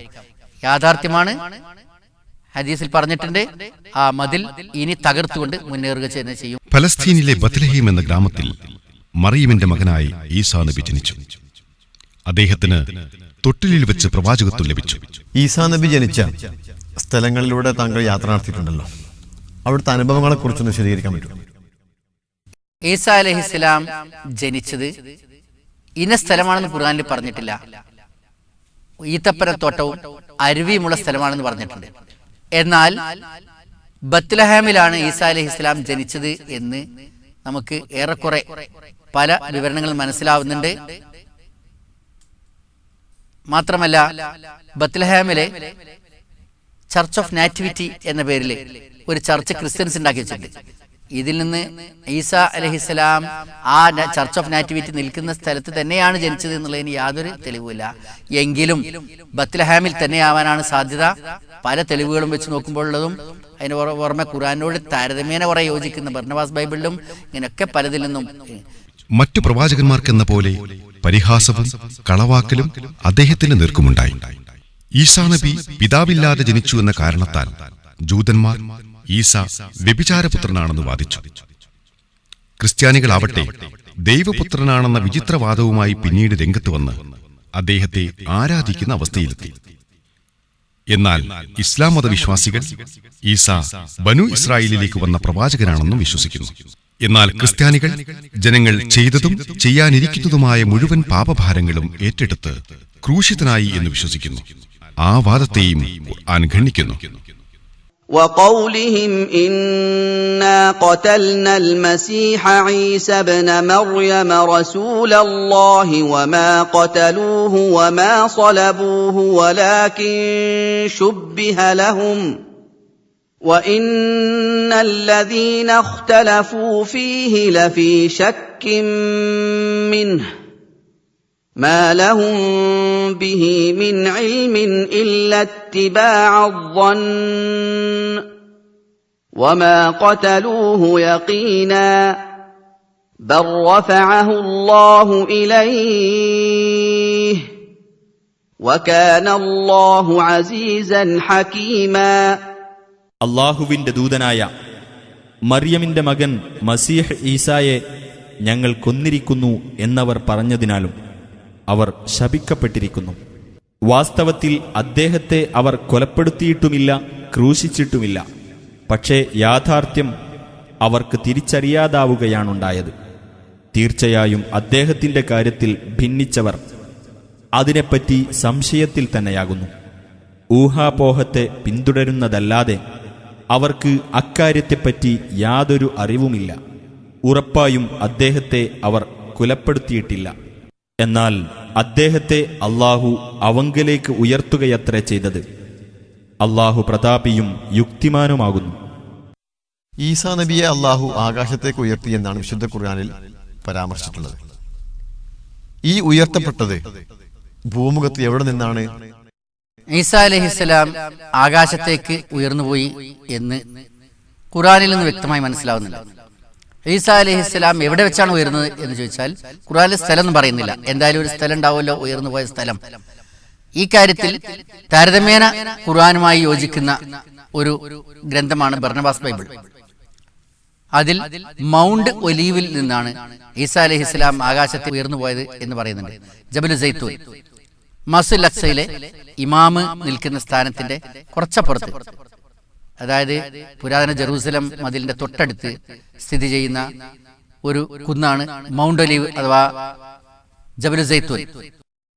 അവിടെ ചർച്ച് ഓഫ് അസെൻഷൻ എന്ന പേരിൽ എഴുതി വെച്ചിട്ടുണ്ട് എന്ന് മാത്രമല്ല, സലാഹുദ്ദീൻ അയ്യൂബി അവിടെ ഒരു കുബ്ബ രൂപത്തിൽ ഒരു ഡോം നിർമ്മിച്ചിട്ടുണ്ട്, ഈസാ അലൈഹിസ്സലാം ആകാശത്തിലേക്ക് ഉയർന്നു പോയ സ്ഥലം എന്ന നിലയ്ക്ക്. ഏതായിരുന്നാലും അവിടെ ആയിരിക്കാൻ തന്നെയാണ് സാധ്യത. ഈസാ അലൈഹി ഇസ്ലാമിന്റെ ജീവിതത്തിലെ ഒരുപാട് കാലഘട്ടങ്ങൾ കഴിച്ചു കൂട്ടിയ സ്ഥലമാണ് ജബലു സൈത്തൂൻ, ഉൾക്കൊള്ളുന്ന ജെറൂസലമും അതുപോലെ ബത്ലഹേമും ഒക്കെ. അതുകൊണ്ട് ഈ പ്രദേശം തന്നെയാണ് എന്നത് എതിർക്കപ്പെടേണ്ട കാര്യമൊന്നുമല്ല, ഖുർആനിൽ പേര് പറഞ്ഞിട്ടില്ലെങ്കിലും. ഡമസ്കസിലെ ഈസാ നബിയുടെ ഭാഷ സംസാരിക്കുന്ന ആളുകളുണ്ട് എന്ന് കേൾക്കാൻ സാധിച്ചു. എന്താണ് അതിന്റെ വസ്തുത? ഈസാ അലൈഹിസ്സലാം സംസാരിച്ചിരുന്ന ഭാഷ ആറാമി ഭാഷയായിരുന്നു എന്നാണ് നമുക്ക് മനസ്സിലാക്കാൻ കഴിയുന്നത്. ഇംഗ്ലീഷ് പറയുമ്പോൾ അരമേയിക് ഭാഷ. ഇന്ന് ആ ഭാഷ ഡെഡ് ലാംഗ്വേജ് ആയി മാറിയിട്ടുണ്ട്. എന്നാൽ ഡമാസ്കസിനടുത്തുള്ള മാലൂല ഗ്രാമത്തിൽ 5000-ൽ പരം ആളുകൾ ഇന്നും ആറാമി ഭാഷ സംസാരിക്കുന്ന ജനങ്ങൾ ജീവിച്ചിരിപ്പുണ്ട്. ആ ഭാഷ അവിടെ ഒരു ജീവൽ ഭാഷയായി തുടർന്നുകൊണ്ട് പോകുന്നുണ്ട്. هو اللغزة البر تبرش ما الفلاح البر تبرش ما الفلاح اللغزة هو خلو بلا اوشن ببلوتا هو وحكينا حماي واحد حماي ناح ايش لا يفلا البر تي البر مثل لا يفين منوخه. ഞങ്ങളുടെ ചരിത്ര ഗവേഷണ യാത്രയിൽ തന്നെ ഭാഷ അറിയാത്ത ജോർജിയയിലൊക്കെ ഇംഗ്ലീഷും ഒന്നും അറിയാത്ത ആൾക്കാരുണ്ടായതുകൊണ്ട് പ്രയാസപ്പെട്ടു. ഇതേപോലെ ഒരു പ്രയാസം ഈസാ അലൈഹി ഇസ്ലാമിന് ഉണ്ടാവാതിരിക്കാൻ വേണ്ടി അള്ളാഹു ആ ഭാഷയെ ഇന്നും അസാധാരണ രൂപത്തിൽ നിലനിർത്തിയിട്ടുണ്ട് എന്ന് തന്നെയാണ് ഈ മാലൂലായിലെ ഇത്രയും ജനങ്ങളുടെ ഈ ഭാഷ അറിയും എന്നുള്ള യാഥാർത്ഥ്യത്തിൽ നിന്ന് നമുക്ക് മനസ്സിലാക്കാൻ കഴിയുന്നത്. ഇന്റർനെറ്റിൽ സെർച്ച് ചെയ്ത് നോക്കിയിട്ടുണ്ടെങ്കിൽ ഈ അറമേക്ക് ലാംഗ്വേജ് എന്ന് സെർച്ച് ചെയ്ത് നോക്കിയാൽ ഈ കാര്യങ്ങൾ നമുക്ക് മനസ്സിലാക്കാൻ കഴിയും. ഈസാ നബി അന്ത്യനാളിനോടടുത്ത് വീണ്ടും വരുമെന്നും മഹാനാശകാരിയായ മസീഹുദ്ദജ്ജാലിനെ വധിക്കുമെന്നും പ്രവാചകൻ സല്ലല്ലാഹു അലൈഹി വസല്ലം പഠിപ്പിക്കുന്നുണ്ട്. പ്രവാചകൻ പറഞ്ഞു, എന്റെയും അദ്ദേഹത്തിന്റെയും ഇടയിൽ പ്രവാചകന്മാരില്ല. അദ്ദേഹം ഇറങ്ങി വരും. നിങ്ങൾ അദ്ദേഹത്തെ കാണുകയാണെങ്കിൽ തിരിച്ചറിയാനുള്ള അടയാളം ചുവന്ന മുടിയുള്ളതും ഇളം മഞ്ഞ നിറത്തിലുള്ള 2 വസ്ത്രങ്ങൾ ധരിച്ചതും ഇടത്തരം ഉയരത്തിലുള്ള ഒരാളുമായിരിക്കും അദ്ദേഹം. അദ്ദേഹത്തിന്റെ തലയിൽ നിന്നും വെള്ളം ഉറ്റിവീഴുന്നത് പോലെയുണ്ടാകും, എന്നാൽ തല നനഞ്ഞിട്ടുണ്ടാവുകയുമില്ല. ഈസാ നബി വന്നിറങ്ങുന്നത് ഒരു വെള്ളമിനാരത്തിലാണ് എന്ന് പറയുന്നുണ്ടല്ലോ. എന്താണ് അതിന്റെ വസ്തുത? റസൂലുള്ളാഹി സ്വല്ലല്ലാഹു അലൈഹി വസല്ലം പറഞ്ഞ വിവരം സഹിഹ ഹദീസിൽ റിപ്പോർട്ട് ചെയ്യപ്പെട്ടിട്ടുണ്ട്.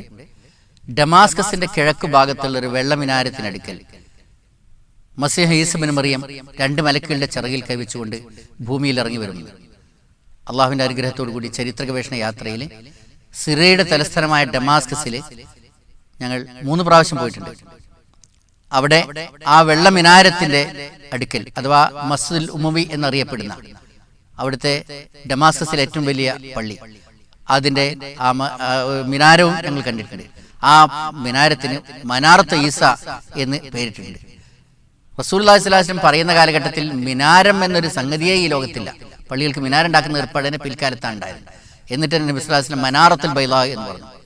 മാത്രമല്ല ഇന്ന് ആ ഡമാസ്കസിലെ മനാറത്തുൽ ബൈളാ എന്നറിയപ്പെടുന്ന വെളുത്ത ആ മിനാരം ഇന്നും ആ ഡമാസ്കസിലെ ആ മസ്ജിദുൽ ഉമവിക്ക് ഉണ്ട്.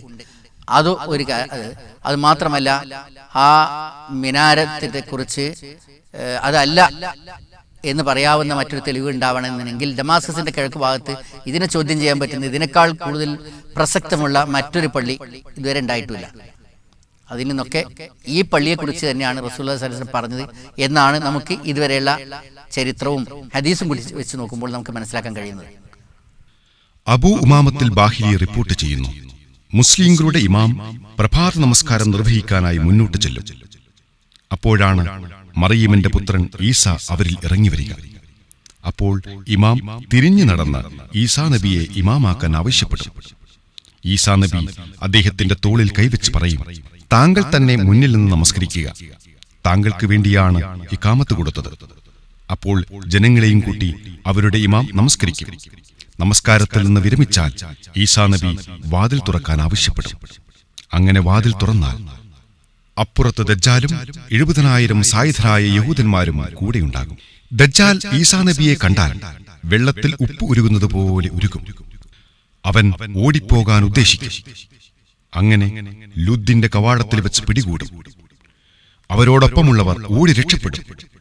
ദജ്ജാലിനെ വധിക്കുകയും ചെയ്യും. ബാബുലുദ്ദ് താങ്കളുടെ യാത്രയിൽ കണ്ടതായിട്ടുള്ള അനുഭവങ്ങളും താങ്കൾക്ക് പറയാൻ കഴിയും? റസൂലുള്ളാഹി സ്വല്ലല്ലാഹു അലൈഹി വസല്ലം മസ്ജിദ് ദജ്ജാലിനെ കുറിച്ച് പറഞ്ഞ കൂട്ടത്തിൽ ഈസ അലൈഹിസ്സലാം മസ്ജിദ് ദജ്ജാലിനെ കൊല്ലും എന്ന് പറഞ്ഞത് ബാബിലുദ്ദിൽ വെച്ച് കൊല്ലും എന്നാണ് പറഞ്ഞത്.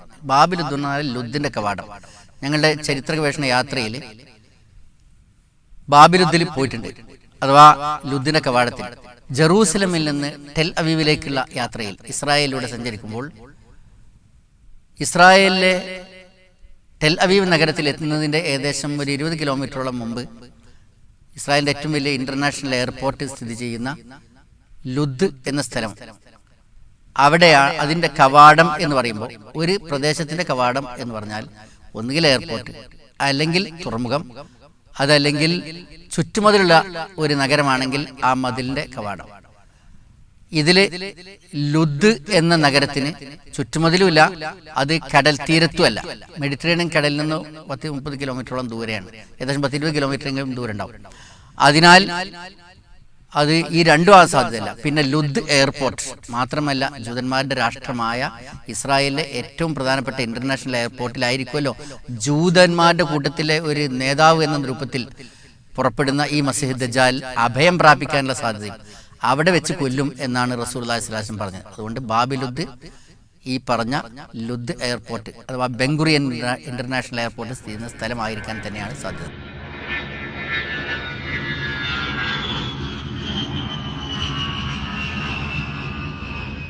മസീഹ് ദജ്ജാലിന്റെ ഫിത്നയിൽ നിന്ന് രക്ഷപ്പെടാൻ 2-3 കാര്യങ്ങളാണ് റസൂലുള്ളാഹി സ്വല്ലല്ലാഹു അലൈഹി വസല്ലം പറഞ്ഞത്. ഒന്ന്, അത്തഹിയാത്തിൽ മസീഹ് ദജ്ജാലിന്റെ ശല്യത്തിന് രക്ഷപ്പെടാൻ വേണ്ടി നമ്മൾ പറയുന്ന വമിൻ ഫിത്നത്തിൽ മഹിയ വൽ മമാത്തി വമിൻ ഫിത്നത്തിൽ മസീഹ് ദജ്ജാൽ എന്ന് പറഞ്ഞു. അത് ചൊല്ലിപ്പോയാൽ മാത്രമല്ല, ബോധപൂർവം വിശ്വാസപൂർവം അത് ചൊല്ലുക എന്നുള്ളത്. മറ്റൊന്ന്, സൂറത്തുൽ കഹ്ഫിലെ ആദ്യത്തെ 10 ആയത്തുകൾ ചൊല്ലുക എന്നാണ്. അതും വെറും നാവുകൊണ്ട് ഒരുവിടലല്ല, അതും ബോധപൂർവം ഈമാനോട് കൂടി അതിൻ്റെ അർത്ഥം മനസ്സിലാക്കി തന്നെ നമ്മൾ പഠിച്ചു വെക്കണം. അത് ചൊല്ലുന്നതും അവൻ്റെ ശല്യത്തിന് രക്ഷപ്പെടാൻ കാരണമാക്കും എന്ന് നബി സ്വല്ലല്ലാഹു അലൈഹി വസല്ലം പറഞ്ഞിട്ടുണ്ട്. അതിൻ്റെ പുറമെ തന്നെ മസീഹ് ദജ്ജാൽ കാണിച്ചു തരുന്ന പ്രലോഭനങ്ങൾ, ആനുകൂല്യങ്ങൾ, ഇതിലൊന്നും ഒരിക്കലും വീഴാതെ അവനെക്കുറിച്ച് അള്ളാഹിൻ്റെ റസൂല് കള്ളനാണ് എന്ന് മുന്നറിയിപ്പ് നൽകിയതനുസരിച്ചുള്ള ബോധം തീർച്ചയായും ഉണ്ടാകണം. അവൻ എന്തെങ്കിലും വിക്രിയ നടത്തി ഒരു സിദ്ധനാണെന്ന് തോന്നിപ്പിക്കും വിധം കാര്യങ്ങൾ ചെയ്യുമ്പോഴേക്കും, അവൻ എന്തെങ്കിലുമൊക്കെ ആനുകൂല്യം തരുമ്പോഴേക്കും അതിൽ വീണു പോകുന്ന ആൾക്കാരാണെങ്കിൽ തീർച്ചയായും പരലോകത്ത് നമുക്ക് തീർച്ചയായും നഷ്ടം വരും. അവൻ്റെ പ്രലോഭനത്തിലെ ആനുകൂല്യങ്ങൾ മാത്രമേ കിട്ടുകയുള്ളൂ. എന്ത് തന്നെ പരീക്ഷണങ്ങൾ ഉണ്ടായാലും അവൻ്റെ ആ ദുഷ്ടതയെക്കുറിച്ച് മനസ്സിലാക്കുകയും റസൂലുള്ളാഹി സ്വല്ലല്ലാഹു അലൈഹി വസല്ലമയുടെ പ്രവചനത്തിൽ ഉറച്ചു നിൽക്കുകയും വേണം. ഈ ഒരു ഉറപ്പും ഈമാനുമാണ് നമുക്ക് ഉണ്ടായിരിക്കേണ്ടത്. ഈ 3 കാര്യങ്ങളാണ് അവൻ്റെ ശല്യത്തിൽ നിന്ന് രക്ഷപ്പെടാൻ നമുക്കുള്ള മാർഗങ്ങൾ. മസീഹു ദജ്ജാൽ ലോകാവസാനത്തിന്റെ അടയാളമായിക്കൊണ്ട് റസൂലുള്ളാഹി സ്വല്ലല്ലാഹു അലൈഹി വസല്ലമ പഠിപ്പിച്ചിട്ടുള്ള കാര്യമാണ്. കൂടാതെ നമസ്കാരങ്ങളിൽ 5 നേരവും ഒരു വിശ്വാസിയെ കൊണ്ട് അള്ളാഹു പ്രാർത്ഥിപ്പിക്കുന്ന പ്രാർത്ഥനയാണ്. എന്നിട്ടും എന്തുകൊണ്ടാണ് മുസ്ലിംകൾ ഈ ഒരു വിഷയത്തെക്കുറിച്ച് ഒരു അജ്ഞതാ മനോഭാവം? അതിൽ 2 കാര്യങ്ങളാണ് എനിക്ക് തോന്നുന്നത്. ഒന്ന്, മസീഹ് ദജ്ജാലിനെ കുറിച്ച് വളരെ പ്രബലമായ സഹിഹായ ഹദീസുകൾ ഉണ്ടായിട്ടും ചിലർക്ക് അത് ഉൾക്കൊള്ളാനുള്ള ഒരു വിഷമം, എങ്ങനെ അതൊക്കെ സംഭവിക്കോ എന്നുള്ളത്. അതുകൊണ്ട് തന്നെ ഒരു ആത്മവിശ്വാസക്കുറവ് ആളുകൾ അത്തരത്തിലുള്ള ആൾക്കാർക്കുണ്ട്. ഇനി അതിനൊക്കെ പുറമെ ഇത് ജനങ്ങളുടെ മുമ്പിൽ പറഞ്ഞാൽ ജനങ്ങളുടെ പ്രതികരണം എന്തായിരിക്കും? ആളുകൾ ഇത് അത്രയും യാഥാർത്ഥ്യബോധത്തോടു കൂടി ഉൾക്കൊള്ളോ എന്നുള്ള പേടി, ഈ അപകർഷതാബോധം, ഈ ആത്മവിശ്വാസക്കുറവ് ആണ് ഈ പ്രശ്നത്തിൽ കുറെ ആളുകളുടെ ഇടയിൽ ഇത് പറയാതിരിക്കാൻ കാരണം എന്നാണ് എനിക്ക് മനസ്സിലാക്കാൻ കഴിയുന്നത്.